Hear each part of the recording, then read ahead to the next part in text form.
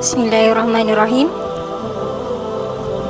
Alhamdulillahirabbil alamin, hamdan hamidin, hamdan syakirin, hamdan yuwafi ni'amahu wa yukafir mazidah. Ya Rabbana lakal hamdu kama yanbaghi li jalali wajhikal karim wa azimi sultani. Wassalatu wassalamu ala asyrafil anbiya'i wal mursalin wa ala alihi wa sahbihi ajma'in. Allahumma salli ala sayyidina Muhammad salatan tunjina biha min jami'il ahwal wal afat wa taqdi lana biha jami'al hajat wa tutahhiruna biha min jami'is sayyi'at wa tarfa'una biha 'indaka a'la darajati wa tuballighuna biha aqsal ghayati min jami'il khairati fil hayati wa ba'dal mamati wa ala alihi wa sahbihi wa sallam.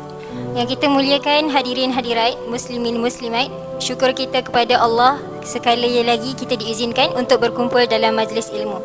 Mudah-mudahan apa yang kita buat jadi amal soleh dan dicatat dalam buku amalan kita, menjadikan hidup kita berjaya dunia sampai akhirat, menjadi harta yang bernilai untuk kita bawa bertemu Allah di padang mahsyar nanti, insya-Allah. Terima kasih juga diucapkan kepada semua kerana telah menghadiri kuliah maghrib Ustaz Ivo. Baiklah, hadirin sekalian, nama diberi Amira Ad-Darayani binti Abdul Rahman.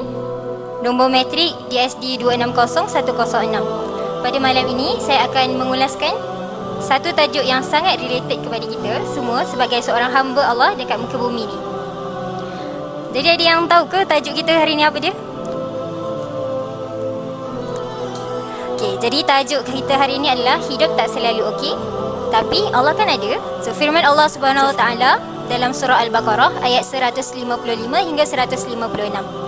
A'udzu billahi minasy syaithanir rajim.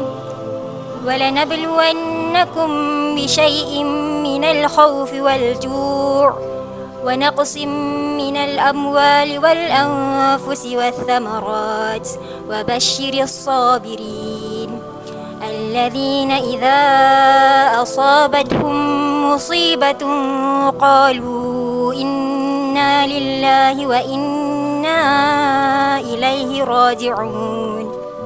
Yang bermaksud, dan kami pasti akan menguji kamu dengan sedikit ketakutan, kelaparan, kekurangan harta dan jiwa dan buah-buahan. Dan sampaikanlah kabar gembira kepada orang-orang yang sabar, iaitu orang-orang yang apabila ditimpa musibah, mereka berkata, inna lillahi wa inna ilaihi raji'un. Sesungguhnya kami milik Allah dan kepadanya lah kami kembali. Dari ayat yang saya bacakan tadi, kita dapat tahu hamba Allah tu pasti diuji bila hidup dekat muka bumi. Kadang Allah uji kita dengan berupa kebahagiaan, kadang Allah uji kita dengan berupa kesusahan. Tapi semua benda tu adalah yang terbaik untuk kita. Siapa yang tak pernah lapar kan? Semua mesti pernah lapar. Takut pun takut juga. Saya duduk sini pun saya takut juga bagi ceramah ni. Tapi ingat satu perkara je, yang ni semua satu ujian yang Allah berikan kepada kita untuk menunjukkan yang Allah sayang dekat kita. Saya ulaskan sikit tafsir Al-Quran yang saya bacakan sebentar tadi, Al-Baqarah ayat 155 dan 156.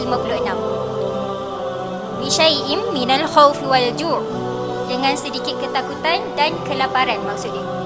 Kadang kita tak dapat makan, kita lapar kan sebab student, tak ada duit. Kita fikir, esok nak kena hantar assignment, takut. Itu semua sebenarnya ujian untuk kita. Lepas tu kita ada sambungan dia, wa naqsim minal amwal, dan kekurangan harta. Ada orang dia hidup dekat muka bumi ni, dia senang dulu. Lepas dia senang, dia susah. Jadi itu pun salah satu ujian yang Allah bagi dekat kita. Lepas tu Allah sambung lagi, wal anfus, serta jiwa. Mungkin kita diuji dengan kehilangan orang yang kita sayang. Ada orang yang kehilangan ibu bapa dia di usia yang muda. Itu semua adalah ujian yang Allah bagikan kepada kita.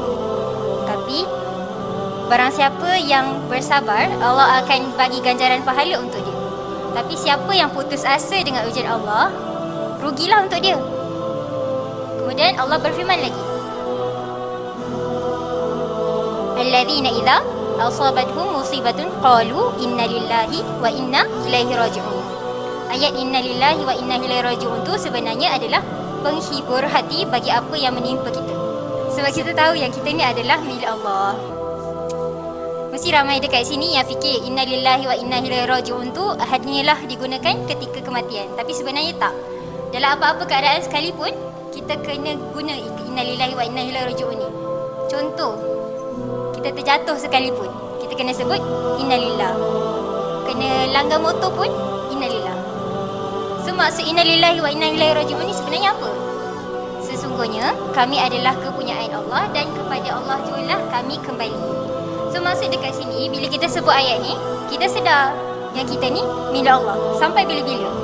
Sampai kita mati pun kita milik Allah. So lepas ni boleh praktikan. Daripada kita sebut BODH, bila kita jatuh ke, bila kita apa-apa je lah kan, perkara yang membuatkan kita sebut perkara yang tak elok, kita tukar dengan innalillahi wa inna ilaihi raji'un. So ayat ni pun boleh buat kita jadi tenang. Saya nak cerita sikit kisah Nabi Ayub AS. Ada tak orang yang tahu kisah Nabi Ayub? Respon sikit. So kisah Nabi Ayub ni adalah adalah seorang Nabi yang sangat luar biasa. Allah kurniakan dia jadi handsome sangat. Lepas tu Nabi Ayub ada isteri yang sangat cantik. Lepas tu ada keturunan yang banyak. Ada 12 orang anak lelaki. Lepas tu ada kebun yang besar. Ada ternakan yang sangat banyak. Tapi one day syaitan ni Iblis jealous dengan Nabi Ayub ni. So Iblis cakap dengan Allah, saya nak uji ketaatan Nabi Ayub ni. Sebab Nabi Ayub ni sentiasa taat dengan Allah. Walau apa macam mana cara sekalipun dia akan taat dengan Allah. So dia uji. Iblis buat apa? Yang pertama sekali, Iblis tarik segala harta Nabi Ayub, segala harta kekayaan. Ternakan dia tiba-tiba mati. Lepas tu tanaman dia kering. Okay. Lepas tu tapi Nabi Ayub tetap bersyukur. Nabi Ayub tetap kata, yang Allah ni ada. Allah ni adalah segala-galanya bagi aku. Lepas tu Iblis kata pula, rasanya tak cukup lagi ni. Sebab dia rasa macam masih ada nikmat badan yang Allah bagi dekat dia. Jadi Allah uji pula dengan penyakit kusta. Satu badan Nabi Ayub ada cacar air dari kepala sampai ke kaki, kecuali hati dan juga lidahnya. Hati dengan lidah dia masih lagi berzikir dekat Allah Subhanahu Wa Taala. Tapi Nabi Ayub ni tetap sabar. 20 tahun Nabi Ayub bersabar. Beliau tetap bertawakal, beribadah kepada Allah sampai Allah sembuhkan beliau dan kembalikan semua harta beliau. So nampak tak betapa baiknya Allah ni bagi ujian dekat kita dengan sangat dahsyat. Tapi Allah bagi pula ganjaran untuk kita selepas tu. Yang kita ni kena gigit nyamuk sikit pun kita dah sakit, kita dah mengeluh. Panas sikit dalam asrama kita mengeluh. Tu semua ujian sebenarnya. Jadi kita kena sentiasa bersyukur walau apa pun ujian yang Allah bagi kat kita tu. Kita kena percaya dengan Allah, sangka baik dengan Allah. Ada perkara yang sembunyi yang mungkin kita tak tahu Allah nak bagi dekat kita.